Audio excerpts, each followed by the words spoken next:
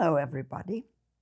You might know, or you might not know, as we in Germany have only recently elected our new chancellor.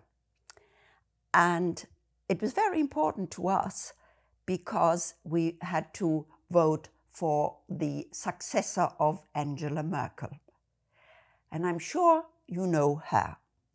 I'm sure about that because whenever I went into foreign countries in the 16 years in which she governed my country, wherever I went, and when people learned that I was German, very quickly, without my having said anything like it, they came up with something like, "Oh, Merkel, you're so lucky with her.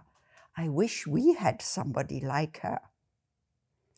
So now that unfortunately she has retired from the job, now let us think perhaps what made her so special. And perhaps we can learn something from that. Now, the first thing that comes to my mind is her unpretentiousness.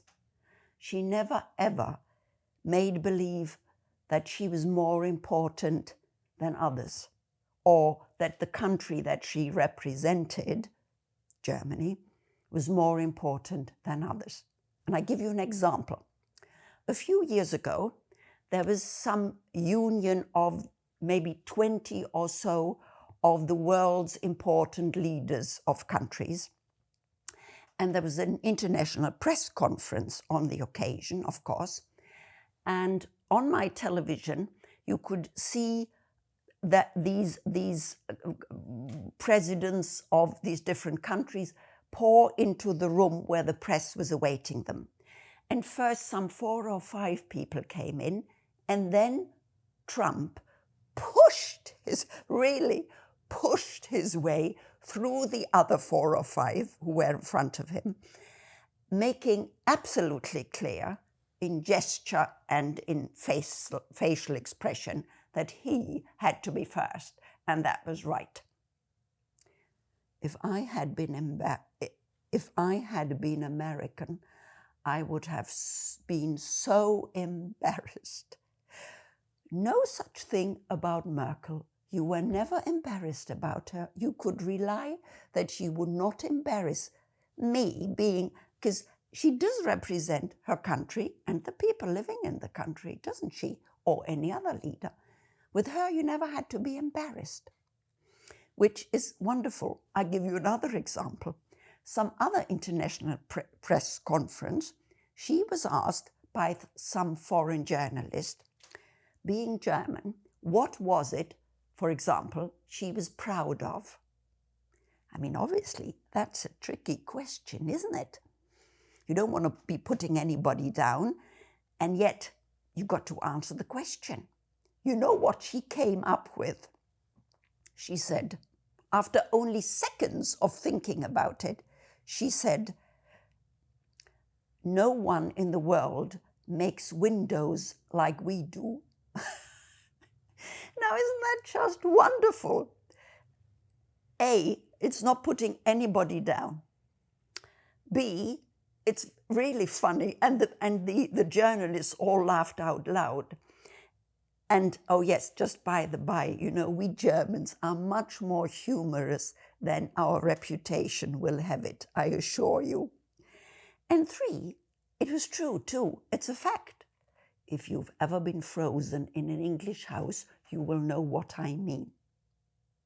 So, never to embarrass you, always have the right words to say. Next point, highly intelligent. She is highly intelligent.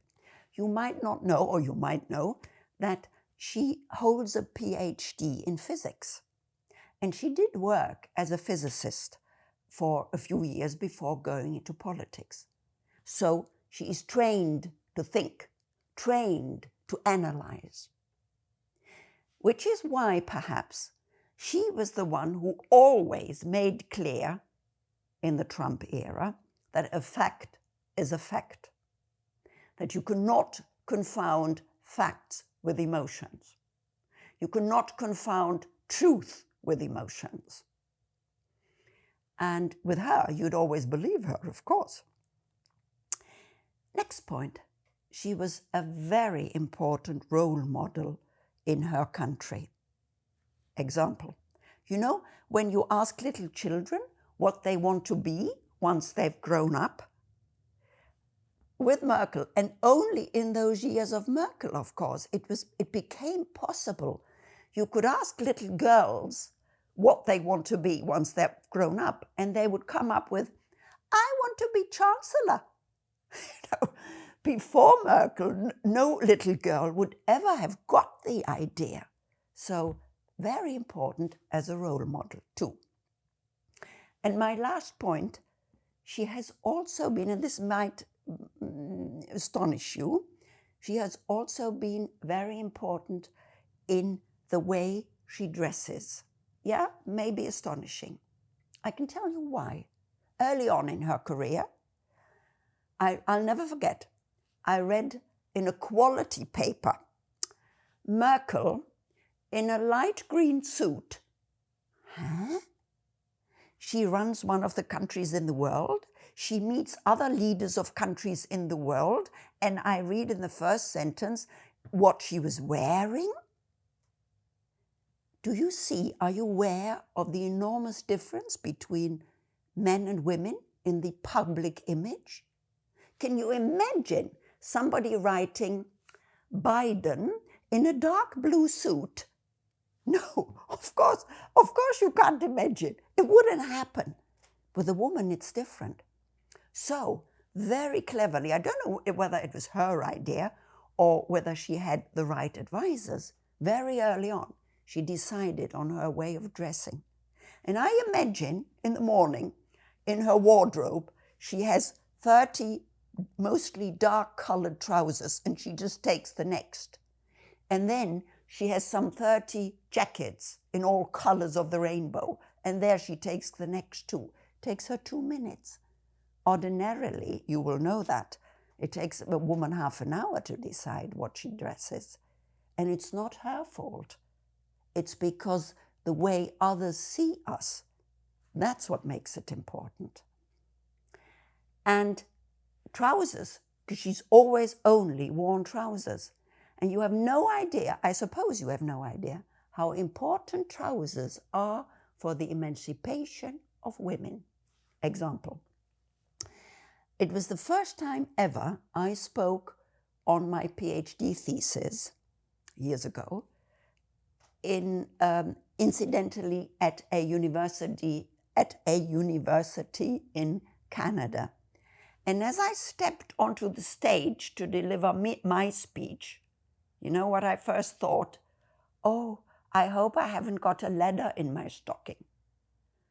You know, I should be thinking on what I'm going to talk about, and I think about my stockings. Wouldn't happen to a man. Couldn't happen to a man.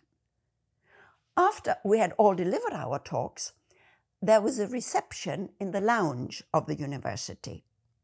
And so we all sat down on these comfortable chairs with a cup of coffee in hand. You know what first thing is you think, being a woman? I hope is my skirt right? Have I got to pull my skirt down? Is there too much of my legs to be seen? We shouldn't be bothering about that sort of things. There are more important things than that.